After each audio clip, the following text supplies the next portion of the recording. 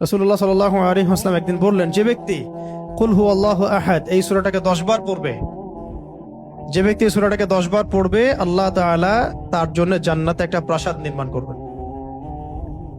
তো এই কথাটা শুনে ওমর রাদিয়াল্লাহু আনহু বললেন, ওমর ইবনুল খাত্তাব তিনি বললেন যে তাহলে তো আমরা অনেক প্রাসাদের অধিকারী হয়ে যাব ইয়া রাসূলুল্লাহ। তার উদ্দেশ্য ছিল এটা, যদি আমি 20 বার পড়ি ইয়া রাসূলুল্লাহ, তাহলে নবীজি বললেন তাহলে দুইটা প্রাসাদ, যদি 30 বার পড়ি তা 3টা প্রাসাদ।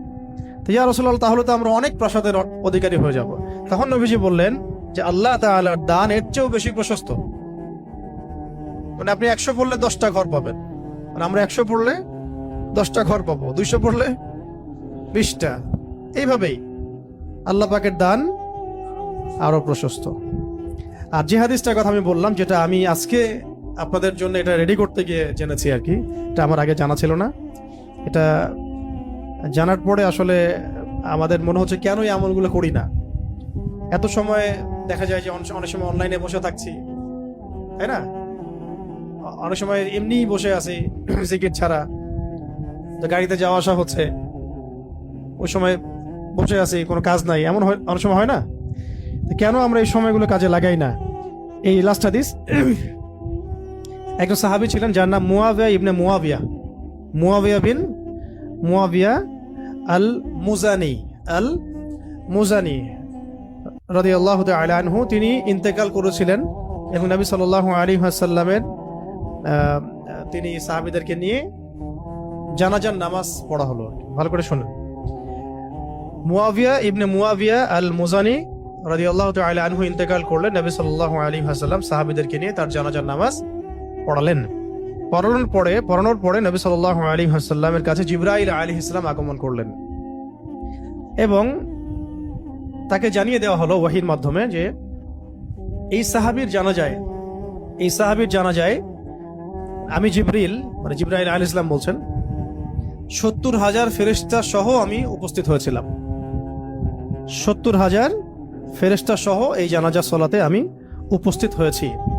তো নামাজ শেষে নবী সাল্লাল্লাহু আলাইহি ওয়াসাল্লাম জিজ্ঞাসা করলেন যে ইয়া জিবরিল হে জিবরিল বিমা বালাগা মুআবিয়া ইবনে মুআবিয়া হাদিহিল মানজিলা। এই সাহাবীর মুআবিয়া ইবনে মুআবিয়া রাদিয়াল্লাহু তাআলা আনহুর কোন কারণে এই মঞ্জিলে তাকে পৌঁছে দেওয়া হলো? কোন কারণে তাকে এই মঞ্জিলে পৌঁছে দেওয়া হলো, মানে এত উঁচু মাকাম দেওয়া হলো?